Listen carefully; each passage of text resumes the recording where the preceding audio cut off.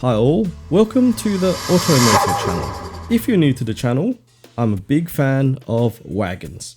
Honestly, I'd love to see Mazda offer a stretched Mazda 3 as an alternative to their SUV dominated lineup.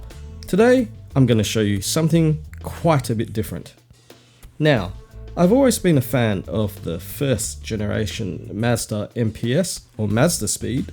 I actually owned one new back in the day, and it's still a car I think about, particularly in wagon format. Now, I've seen a Mazda Speed 6 conversion on a Facebook group in the USA, and that involved quite a bit of custom work, especially to get the on-demand all-wheel drive system into a wagon chassis. I've always admired that sort of dedication for a one-off build. And this brings us to the topic of today's video. A fellow Mazda enthusiast in an Australian Mazda 6 group, Kev, spotted one unusual project on the roads. At first glance, you might mistake it for a lowered CX-7, but it's definitely not that. It's so unique that I just had to reach out to the owner and builder, Mark. So Mark has advised this car started life out as a 07 Gen 1 GG wagon, turbo diesel, which was about to be wrecked. Mark took this opportunity to save this car from the wreckers and first fitted up the MPS panels up front, but that wasn't enough. He then scored some flares, which when fitted, covered up the rear doors. But instead of cutting up the flares, he decided to weld the doors shut and hence turned it into a panel van. That's when the real work began. So Mark isn't a panel beater by trade. Every weld you see, grind and finishing touches have been done by his hands. And I'd hazard a guess it's taken several years and thousands of hours to get to the final point. This build has been a long-term project meant to fuse modern and retro touches, which is why it has a front sun visor. The original wheels plan didn't fit, unfortunately, after coilovers were installed, so he switched to some rotor grids.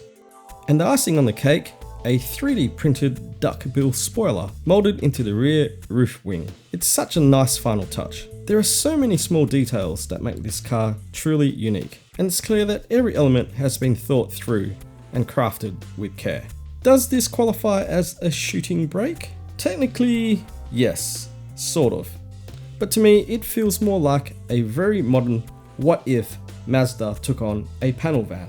A very Australian style of vehicle, kind of like the old Sandman and Ford vans. But instead of murals and shag carpet, this one's finished in the classic modern Maz grape and has the sleek, sexy Japanese silhouette. And after it's come back from paint correction and ceramic coating, it really does show off the depth and shine and highlights all the custom work. I really wish I could see this in person, as photos, I will bet, do not do it any justice. So amongst all the standard looking SUVs, aka stupid ugly vehicles on the road nowadays, this car definitely is different.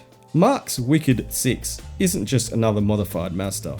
It's proof that there are still people out there willing to push boundaries and make something truly their own. And that's what makes builds like this really turn heads. Thanks for sharing your photos, Mark. I hope more people get to see this custom one-off Wicked 6. Cheers for watching. Catch you next time.